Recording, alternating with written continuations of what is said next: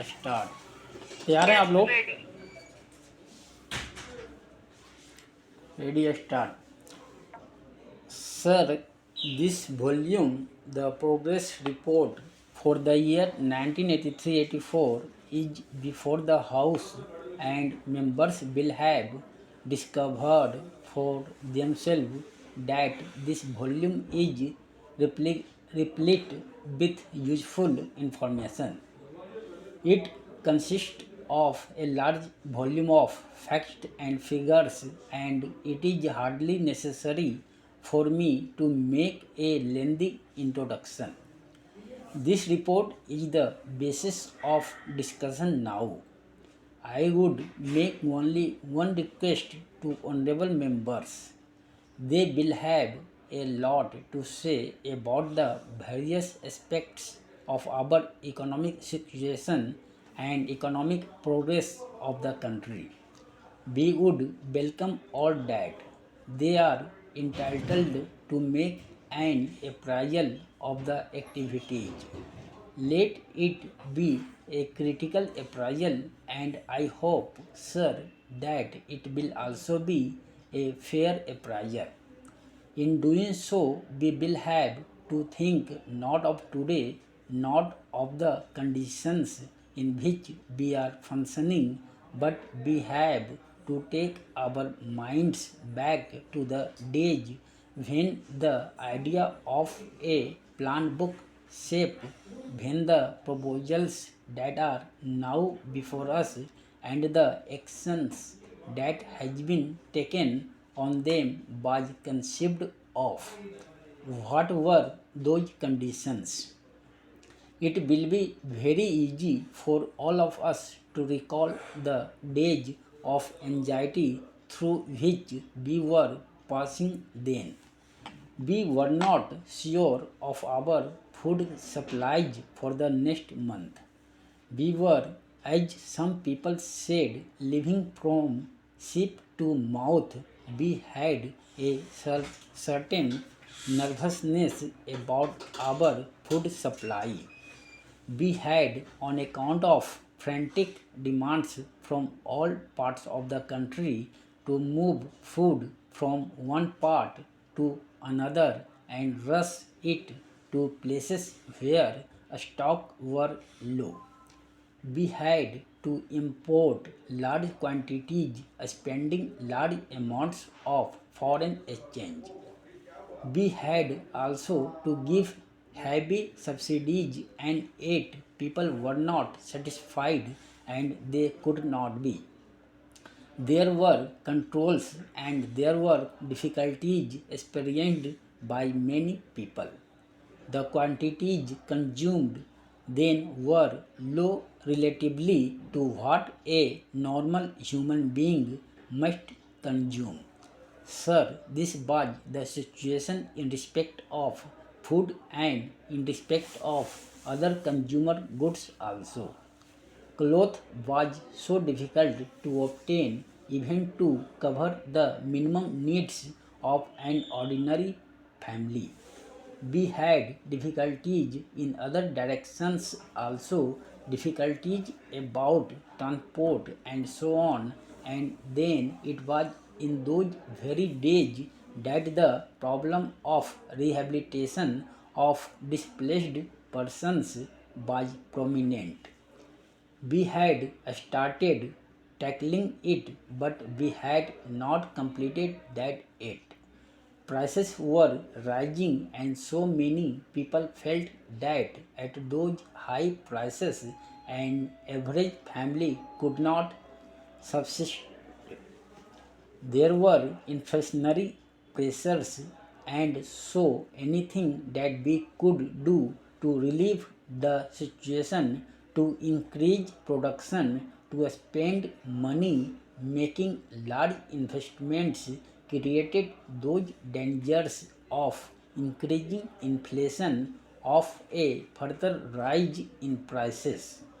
That was the dilemma. What is the position now?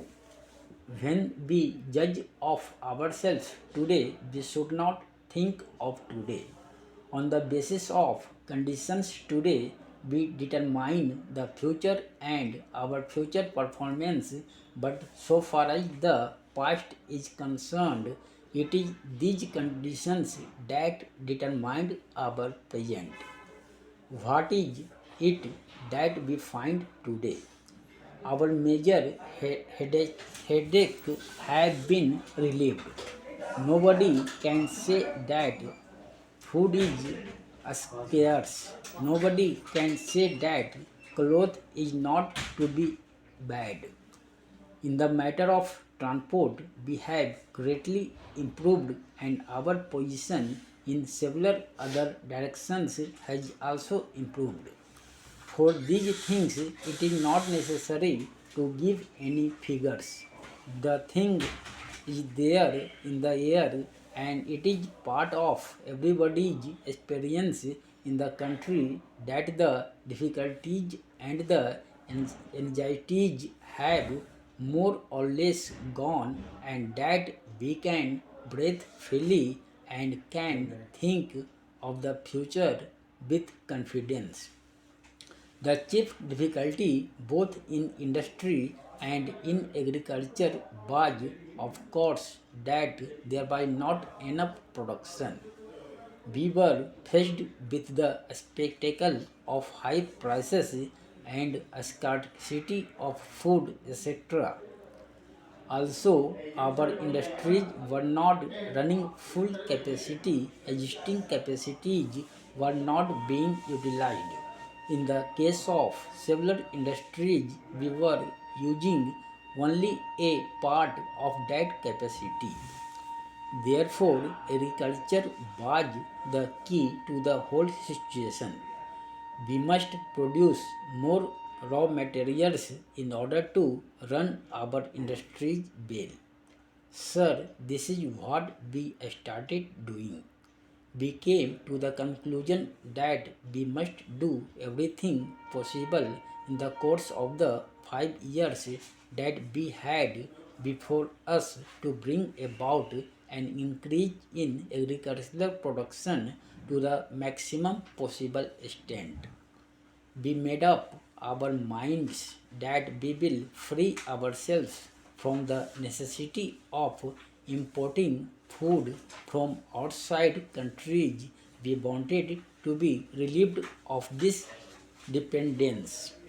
Sir, we have succeeded in that, but for doing that, we had also to decide that the major part of our resources should be applied to this sector, and we decided to increase irrigation facilities, major and minor. We decided to make programs for giving more facilities, manures, improved seeds, and reclamation of wasteland.